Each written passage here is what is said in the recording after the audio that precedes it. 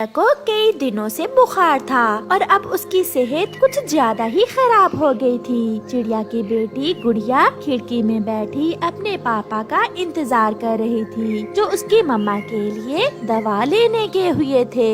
गुड़िया, मेरी बेटी, मेरे पास आओ। मम्मा, अभी तक पापा क्यों नहीं आए? मैं उन्हें देख रही हूँ। मम्मा, पापा दवा लेकर आएंगे तो आप ठीक हो जाएंगी। मेरी बच्ची, मेरी सांसें रुक रही हैं। मेरे पास आओ, मेरी जान, मेरे पास आओ।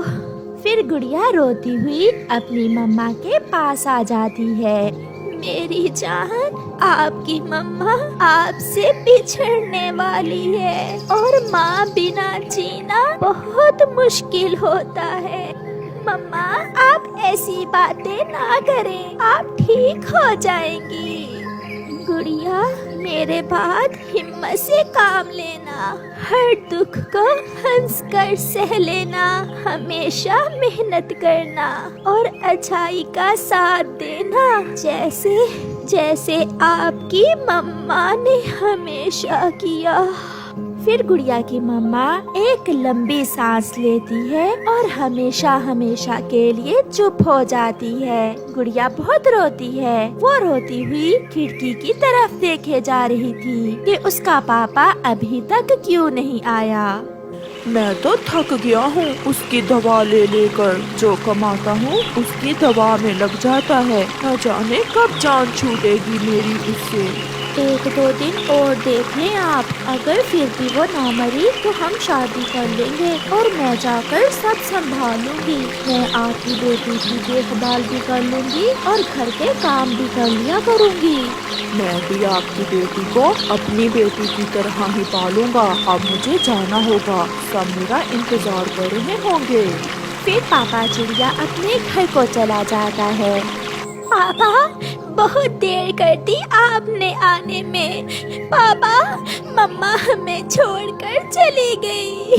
क्या रानो मर गई है? मैं तो दवा लेने गया था इसकी। तुम चुप कर जाओ गुड़िया बेटी, मैं हूँ ना। गुड़िया रोते हुए अपने पापा की आंखों में देखती है, मगर उसे अपने पापा के चेहरे पर वो दुख नजर नहीं आता जिसे गुड़िया महसूस कर रही थी। फिर दूसरे ही दिन पापा स्वीटी चिड़िया और उसकी बेटी को अपने घर में ले आता है। गुड़िया बेटी, ये आपकी नई मम्मा है, ये आपका ख्याल रखा करेगी। हाँ गुड़िया, मैं आ गई हूँ। अब इस घर में खुशियाँ ही खुशियाँ होंगी।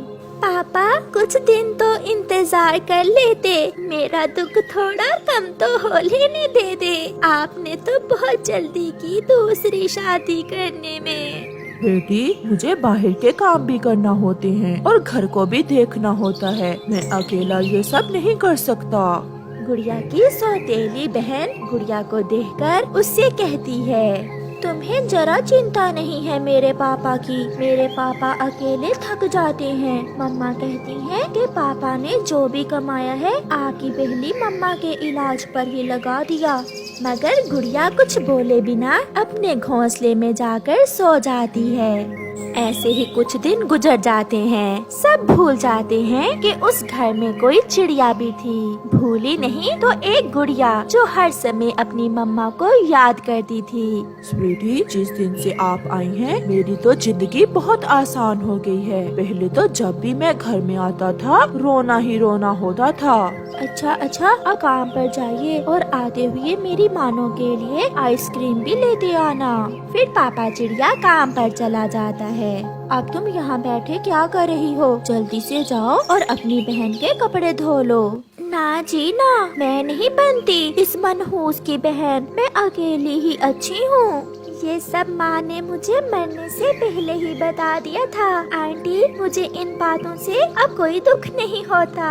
फिर गुड़िया वहाँ से चली जाती है। मम्मा, मैं जा रही हूँ, मैं शाम को देर से घर आऊँगी। मैंने मना किया है तुम्हें, कहीं इधर उधर न जाना, नदी से होकर सीधी घर वापस आ जाना।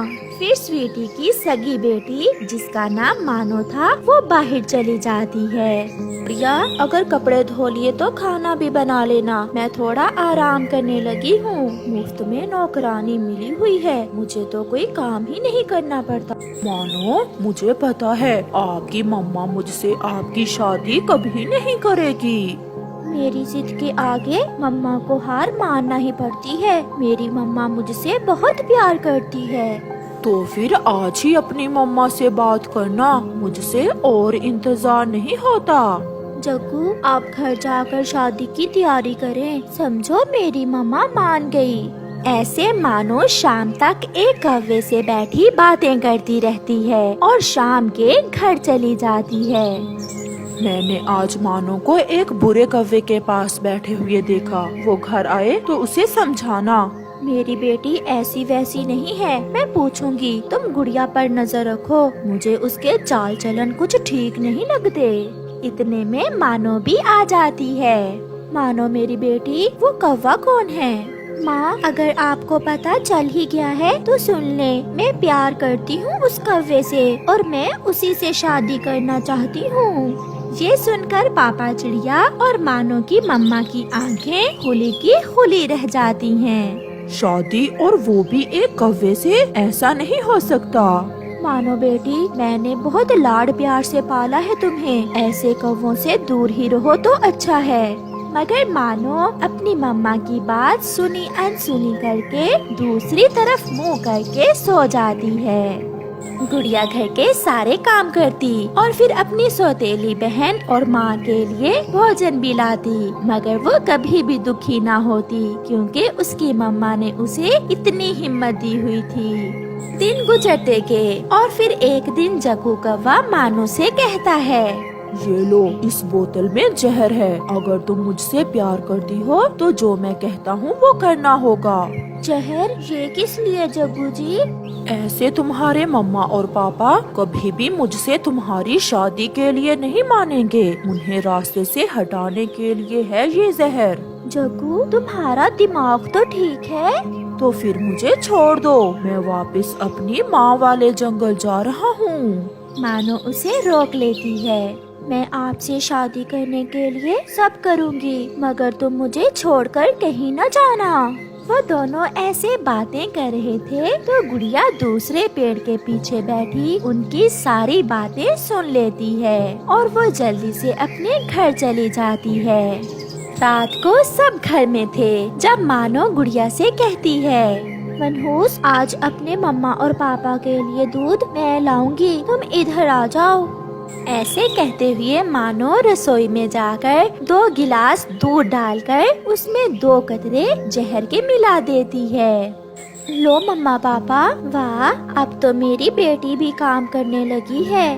मम्मा पापा वो जहर वाला दूध पीने ही वाले थे कि गुड़िया बोलती है, मम्मा पापा, मानो ने दूध में जहर मिलाया है। ये उस बुरे कौवे से शादी करने के लिए आप दोनों को मारना चाहती है। ये सुनकर मम्मा और पापा चिड़िया हैरान हो जाते हैं। मनहूस, भाग यहाँ से, मेरे मम्मा पापा तुम्हारी बातों में आने वाले नहीं हैं।